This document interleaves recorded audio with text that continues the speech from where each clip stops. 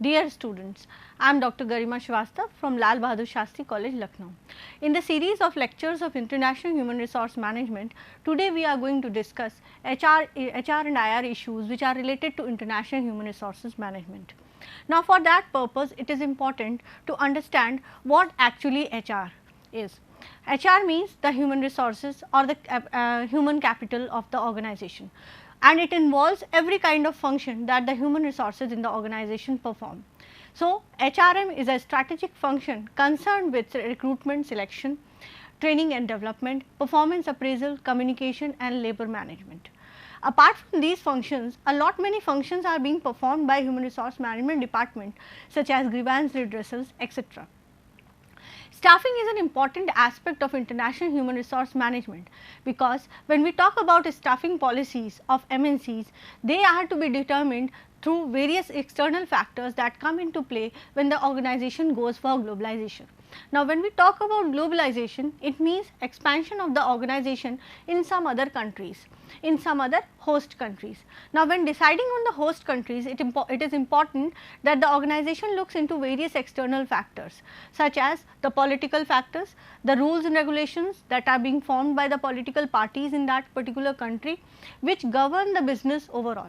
All these rules and regulations are implemented on the labor as well as employees and the functioning of the organization. So, organization has to be very careful in choosing the country where they have to expand their business. Now, when talking about staffing, it becomes more important that what kind of strategy or approach that the organization is going to take up. So, we have already studied that staffing can be done through three types of processes, that is ethnocentric, polycentric and regiocentric. Now, when we talk about ethnocentric, it means hiring of people from the home country itself, where the parent company is located. Now, this is done because the organization has more trust, more loyal towards the employees who are in the home country, because the organization knows them and the employees are also aware of the various policies that are being implemented in the home country. So, the same kind of policies or functional framework can be followed in the host country intermediary also. So, over there the organization focuses that top management and almost all of the middle level management jobs are filled up by ethnocentric approach of staffing. Then we have polycentric approach. Now, we cannot take up a subsidiary where we hire altogether 100% of the employees from the home country. This is because the rules and regulations that are being placed by the political parties also does not support this kind of approach, and once the organization has set up for some business in the host country, it becomes the responsibility of the organization to provide opportunities of employment to the people where they have established this business. So, therefore, polycentric kind of approach has to be taken up. Now, polycentric approach focuses that the people from the host country are also being hired in the organization. Now, of course, when deciding on the people from the host country, it becomes important that what kind of skill sets they are having or experience or education sets they are having. Accordingly, they can be placed at the middle level management and the lower level management. Coming on to the third kind of approach, that is regiocentric approach. It states that the organization does not depend on the geographic area of the people, like choosing from the home country or the host country. The organization either takes up the other approach. It sees that wherever the skills are available, wherever the education and your experience sets are available, it will hire the people from those places. So, therefore, it becomes regiocentric, that means hiring of people from altogether the whole world wherever the skill is available. Now, through this approach, the organization is definitely going to get green people, they are going to get people with highest level of skills, highest level of experiences for their organization.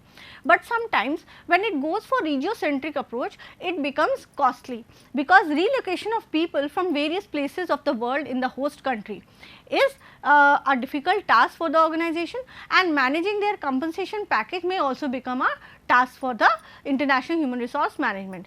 So, therefore, different kind of approaches or a combination of these approaches have to be taken up, will be decided by the human resource department depending on the budget what the organization allows to them. Moving ahead, the second important aspect of HR is international training and development. Moving people from one country to the another is not that easy job. They need to be trained in certain kind of information, they need to be trained about certain kind of processes that are to be performed in the host country. So, it is important that the training of these people has to be done once they are to be prepared to go to the different host country and perform certain jobs. Now, when moving to the other country, the external factors like your political factor and the another very important external factor, that is cultural factor, is to be learned. Now, it becomes important that the people who are going to the host country need to know about the various culture patterns, the values, ethics, beliefs of the society of that particular country, because if they are not aware of these particular factors, they will not be able to cope up with all the challenges that these factors place in front of them. So, to gain recognition for knowledge and to increase the skill sets of the people, training and development needs to be given to the people. Next is international performance appraisal. So, once a person has decided to move to the host country, he has been trained for according to the various factors of that host country and has performed for certain period of time in the host country. Performance appraisal are important because these appraisals are actually going to give you a data, a feedback, a review about the performance of the people who have been sent to the other country. Along with this, it will also give you a kind of review about the gap that was being gap between the desired level of achievement and the actual level of achievement. So, whenever we get these gaps, we try to find out the various reasons why these gaps actually occurred, and therefore, these gaps can be removed through your training and development processes, giving feedback, taking feed forward from the employees and ultimately improvising all kinds of policies and practices that are being held in the organization. Then we have the last is international labor laws. When talking about labor, when talking about employees in the host country, like the home country, it is also the host country is also implementing various kind of labor laws, employee laws on the organizations that are functioning in the host country. So, awareness of these international legal norms and values that are being implemented by the political parties or the government in rule in that particular country becomes important for the organization, because if they do not follow, they do not oblige these particular laws, they may need to face certain kind of penalties in that host country. International labor laws covers both the substantive rules of law established by international level and the procedural laws related to the adoption and the implementation at the national level. Then the focus is the focus of labor laws is basically on the 4 types: subsidiary capabilities and resources, is workers structural power and workers associational power. So, these 4 dimensions need to be studied when we are talking about IR, international relations in the international context. So, very first one, subsidiary capabilities.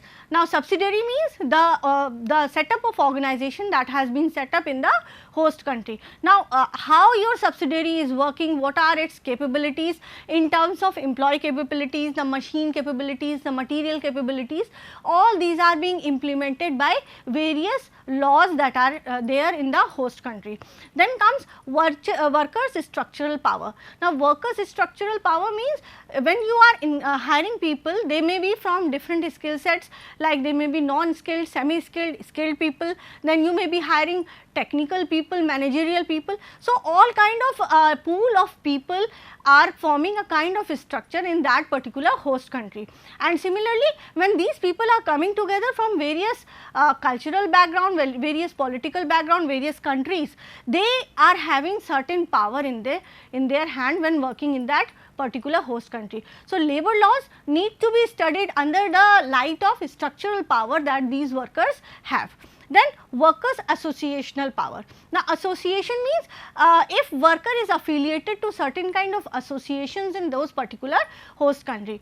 Now when they are associated with certain particular certain associations in those country, they are generally termed through trade unions that are there in the host country. The workers become the member of these trade unions, and trade unions in turn what they do, they look about the various upgradations, various safeguarding measures that are needed to be taken for the workers. They also look into the fact that all the needs of the workers and the problems of the workers are solved at the earliest. So all these 4 dimensions are important when we are studying the labor laws and labor relations in an organization. So when we have now understood what actually is human resources in the MNCs, various issues that are related to human resource management department in the MNCs are as follows. The very first one is diversity and inclusion.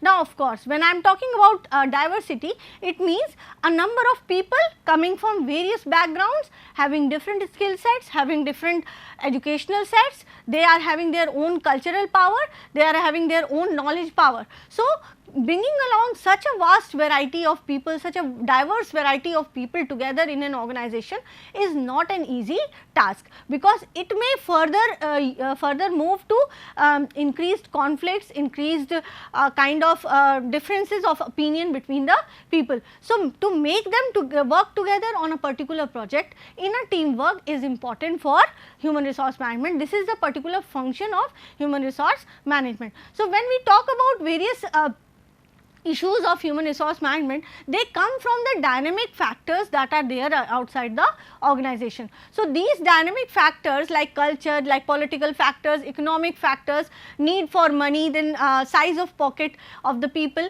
all these will present certain kind of challenge in front of the human resource management, and due to these challenges various human resource issues come up in front of the department.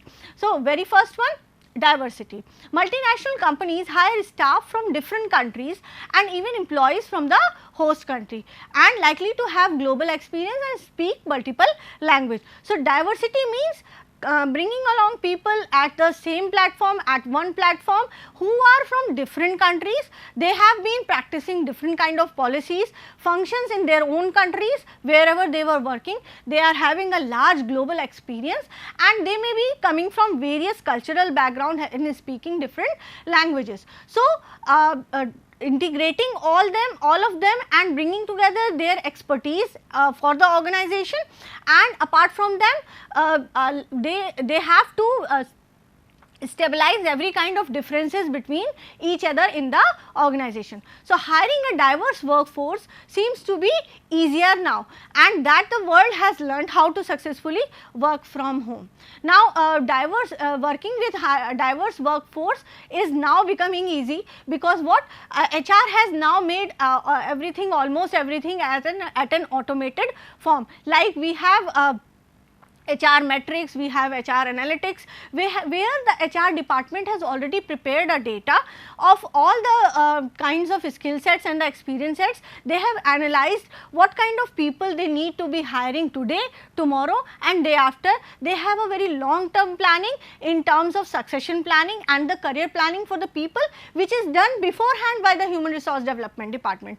So that is why nowadays hiring of people and managing them in the organization at the organizational level is becoming more important. Moreover, if we see this pandemic era of COVID-19, over here the people have started working from home, and organizations are also allowing them to work from home as far as possible. So when the person is working from home, a lot of differences of opinion has been decreased. Inclusion means inclusion of achievement of work environment in which all the individuals are treated fairly and responsibly, respectfully.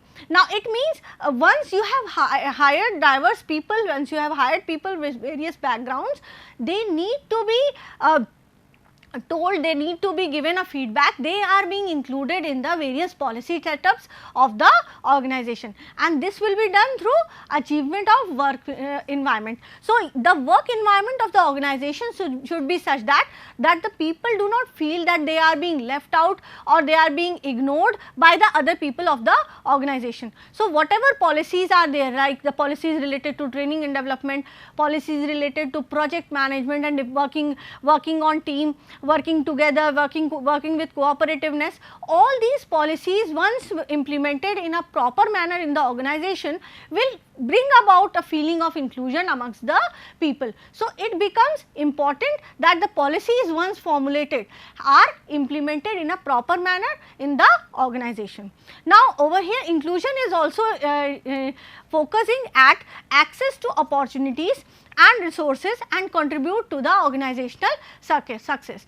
Now, inclusion means opportunities are open for everyone, they are not meant for only a single class of people or single level of management. This means that everyone who is eligible for a particular level of job, and if that job is open for the organization, is open for every level, so there will be no discrimination on the basis of new and old employee, it will be no discrimination on the basis of male and female employee, everyone will be given a equal opportunity in the organization. So, this is how you are going to manage this diverse force that you are having in your organization.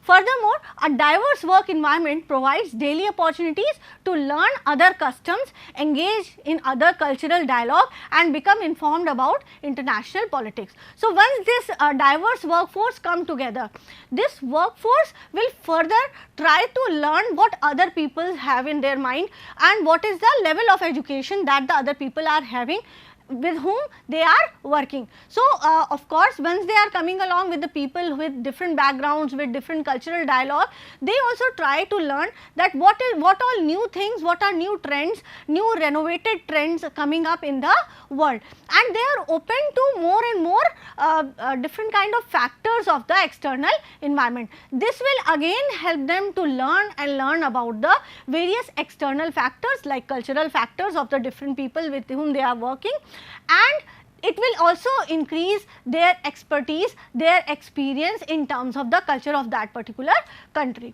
Engaging in cultural exchange is as simple as striking up a conversation with someone in a break room. So, whenever there are breaks in between, people can come together, they can talk to each other and talk to each other about the different cultural backgrounds they are having, like a get together, planning a get together in the organization or some kind of function in the organization. So, due to these particular factors, they come together and they try to exchange the knowledge of their own cultural background. A diverse work environment enriches company culture, it increases an organization's bottom line as well as since different viewpoints and ideas lead to creativity and problem solving. Now, sometimes when the people are open minded, they are open to different kind of changes in the culture of the different people.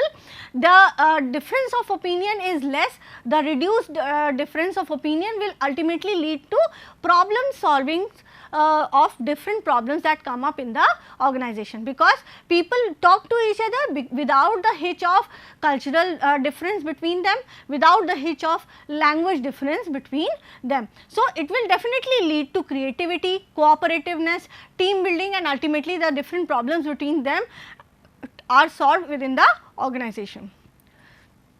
Now, the second HR issue that has come up in the international context is growth and development, because once the organization is looking towards globalization, it is expanding in the host country, it will ultimately give growth and development to the career of the people who are moving to the host country. So, once the top perks employees go after is chance of keep growing in their role and both professionally and personally. So, once the people decide to move to the host country, the decision is almost because they want to grow in their career, they want to grow in their role personally as well as professionally. And of course, we all know that once a person goes to the host country, the compensation package also improves along with experience sets and skill sets that are improved. Now, it is hard to determine what your employees will appreciate and how pitch how to pitch what you think is valuable. Now, the particular policy that is valuable for the organization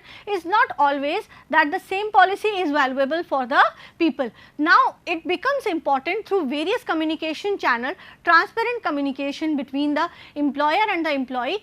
They may be able to bring them at the same platform, like what the organization wants from them and what the people want from the organization. If these two things are being answered in a proper manner and being communicated between the two, it will be very important, it will be very easy to implement growth and development policies in the organization. Encouraging feedback from your employees and asking them directly what would they like to work on. This is a particular task that the human resource department can go for. Now, once you encourage feedback, once you encourage suggestions from the people, they may be coming up with various you can say valuable suggestions, and of course, the human resource department may also give them feedback according to the performance they have performed in the organization, and they may also take a feedback that what all are the areas in which they would like to work, or what are areas where they think that they are weak in. So, the organization can arrange for various training and developments in the areas where the people want, and of course, once they want this, they will be more dedicated to go in for these training and development processes and give a particular productivity to the organization.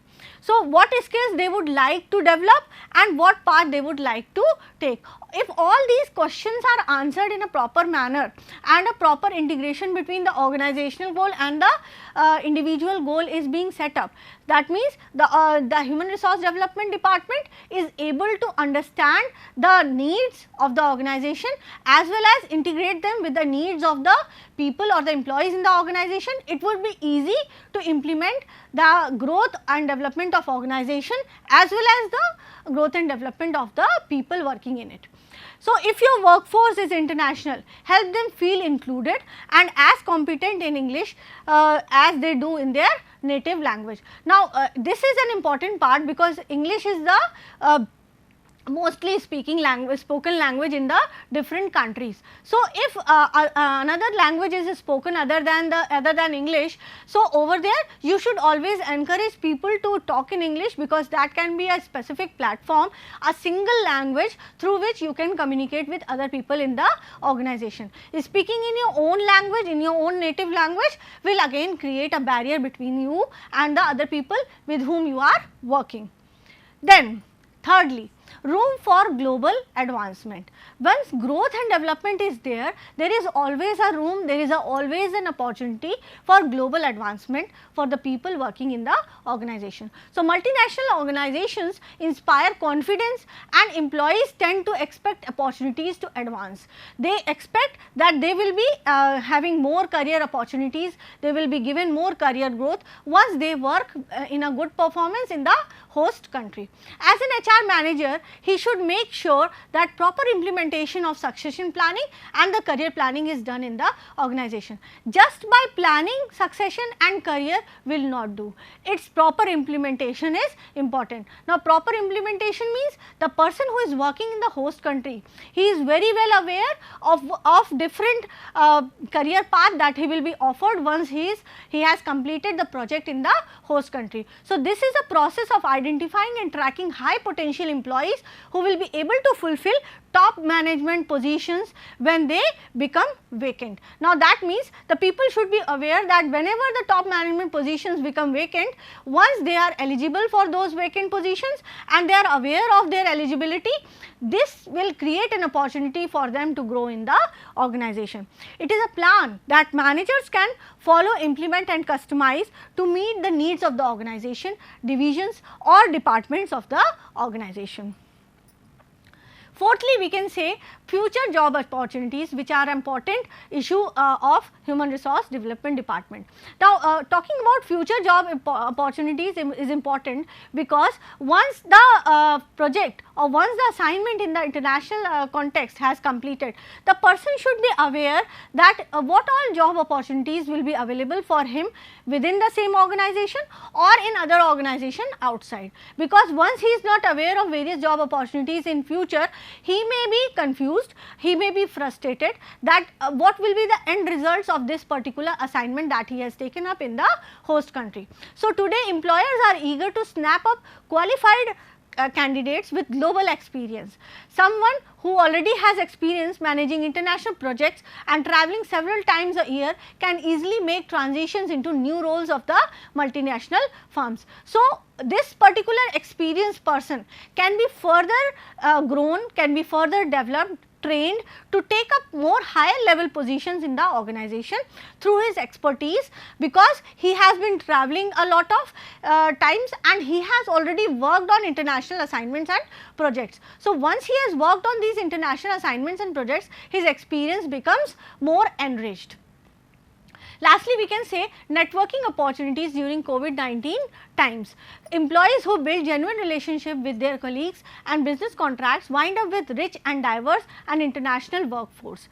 Whether an employee moves to another country, wants to break into a new industry, wishes to create their own startup, they can generally take up the network that they have created when they were on an international project. Multinational companies offers diverse workplaces that create conditions for innovativity and creativity. They provide employees with international work experience, opportunities, networks that can take their career to the next level. So, these are the following 5 issues which need to be taken consideration of by the human resource department, so that they bring about motivation and keep their morale boosted of the employees, and they move for the growth of the organization. Thank you so much.